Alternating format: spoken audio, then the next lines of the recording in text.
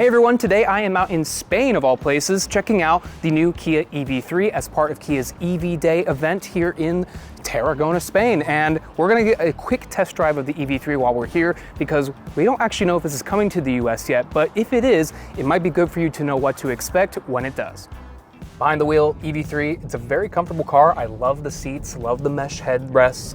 You'll find those on the EV9, EV6. The seats are comfortable. On this top GT line trim, I have a lot of adjustability. I've got heated and cooled seats on both sides. We've got power seats on both sides.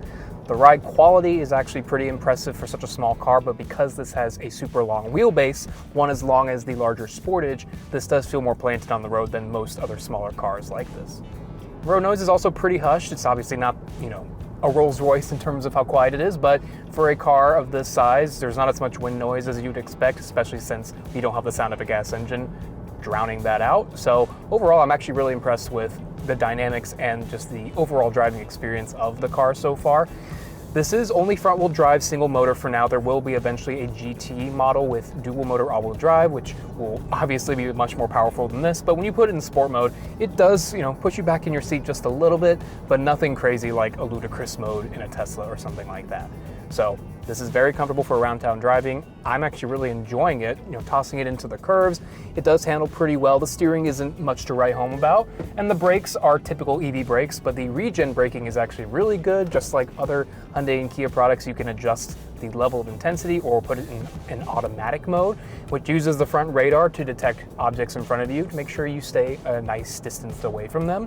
And I really like that feature as well.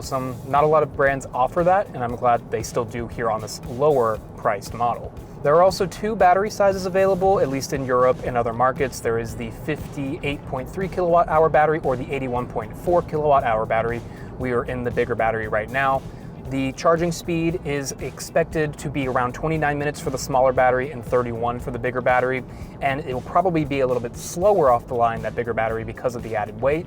There is no additional power from the electric motor up front in the larger battery.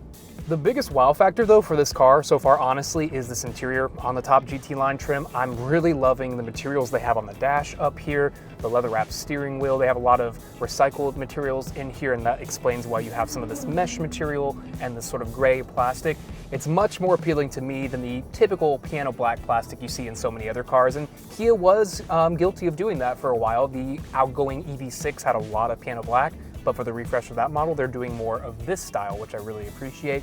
We've got nice ambient lighting up here on the dashboard that I can actually see in the daylight. It's really elegant looking.